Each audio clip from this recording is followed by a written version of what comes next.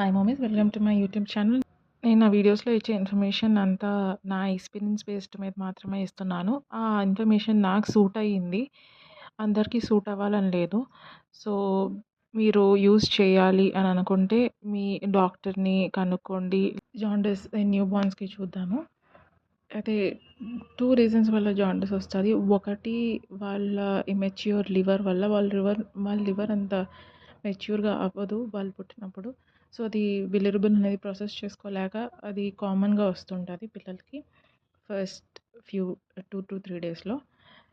తర్వాత ఇంకోటి, ఇన్ఫెక్షన్ వల్ల కానీ mother blood and baby blood incompatibility వల్ల కానీ వస్తుంటుంది. అది కొంచెం సీరియస్. సో అది మన డాక్టర్ మనకి చెప్తారు ఏంటనేది. సో జాండీస్ ఎందువల్ల వస్తుంది అంటే, బేబీ లివర్ అనేది మెచ్యూర్ అవ్వదు ఆ టైంకి. సో దానివల్ల mother and baby blood suit అవ్వకపోయినా కూడా వస్తుంది. అలాగే సమ్ ఇన్ఫెక్షన్ ఉన్నా కూడా వస్తుంది. తర్వాత పుట్టిన తర్వాత బేబీకి కరెక్ట్ మంచిగా బ్రెస్ట్ ఫీడ్ చేయకపోతే, బేబీకి మిల్క్ అనేది సరిగ్గా రాకపోతే డీహైడ్రేషన్ వల్ల కూడా జాండీస్ అనేది వస్తుంది.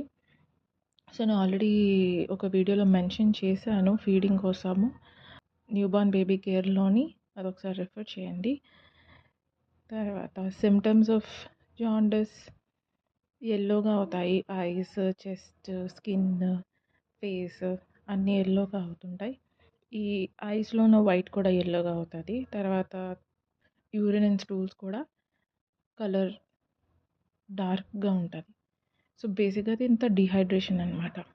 సో ట్రీట్మెంట్ వచ్చేసి దీనికి ఫోటోథెరపీ ఉంటుంది, లైట్ కింద పెడతారు హాస్పిటల్లో, డిపెండింగ్ ఆన్ వాళ్ళకు వచ్చిన జాండీస్ లెవెల్ బట్టి. అలాగే మంచిగా ఫీడ్ చేయడం బేబీని, హైడ్రేట్ చేయడం బేబీని.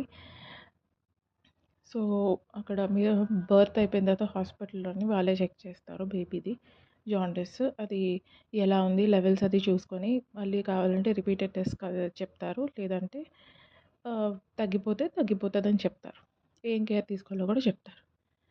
సో ఇది అండి జాండీస్ కోసం. కొన్ని మనం అవాయిడ్ చేయలేము. ఒక్కొక్కసారి బేబీకి వస్తుంది జాండీస్. ఒక బేబీకి వచ్చిందని చెప్పి ఇంకో బేబీకి రావాలని లేదు. సో వచ్చింది కూడా ఆటోమేటిక్గా తగ్గిపోయేవి కొన్ని ఉంటాయి. అలాగే ఫోటోథెరపీకి వెళ్ళేవి కొన్ని ఉంటాయి. సో అంత గాడ్స్ గ్రేస్ అంతే. సో నేను దీంట్లో మీకు ఇచ్చే ఇన్ఫర్మేషన్ ఏంటంటే, బేబీకి నేను ఆల్రెడీ న్యూబార్న్ కేర్ వీడియోలో చెప్పినట్టు ఎవ్రీ 3 అవర్స్కి లేపి పట్టడం అనేది చాలా ఇంపార్టెంట్. వాళ్ళు ఎక్కువ పడుకుని పోతారు. వాళ్ళ స్టమక్ నుంచి బయటకు వచ్చిన తర్వాత ఎన్వైర్న్మెంట్ అది వాళ్ళకి అది సెట్ కాదు. వాళ్ళు అలా పడుకునే ఉంటారు. వాళ్ళకి ఫీడింగ్ అది అర్థం కాదు అప్పుడే. సో వాళ్ళు అలా పడుకునే ఉంటారు ఫస్ట్ 2-3 డేస్. ఆ టైంలోనే బాడీ బాగా డీహైడ్రేట్ అయిపోవడం, జాండీస్ అనేది ఎక్కువడం జరుగుతుంది. సో ఎక్కువ ఫీడింగ్ అనేది ఇవ్వాలి బేబీకి.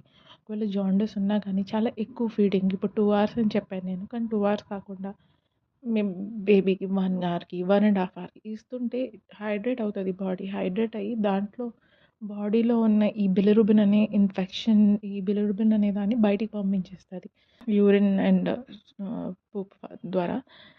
నా ఎక్స్పీరియన్స్ బట్టి నేను షేర్ చేస్తున్న ఇన్ఫర్మేషన్ అండి ఇది. ఒకసారి మీ డాక్టర్ని కూడా కన్సల్ట్ చేయండి, ఇఫ్ ఇది వర్క్ అవుతుందా లేదా అన్నది. దాని తర్వాత మీరు అడాప్ట్ చేసుకోండి. సో నేను షేర్ చేసిన ఇన్ఫర్మేషన్ మీకు నచ్చినట్టయితే please like, share and subscribe to my channel. Thank you.